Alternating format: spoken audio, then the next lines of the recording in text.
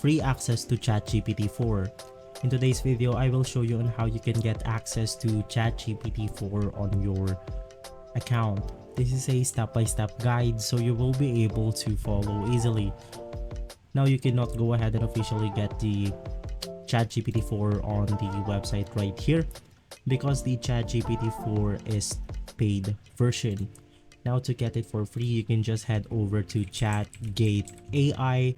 You want to search it up on your Google browser right here. Go ahead and open up ChatGate.ai website. Once inside, we then have the ability to basically do the same thing as we do on ChatGPT. Type our message right here and we'll be able to choose on what we want our AI model to be. And one of those AI models is ChatGPT 4. So you can just go ahead and click on ChatGPT right here. And as you can go ahead and see on this text box, it is powered by ChatGPT 4.0. So if this video has been helpful for you, please consider by liking and subscribing. I'll make sure to see you again next time, and as always, thank you.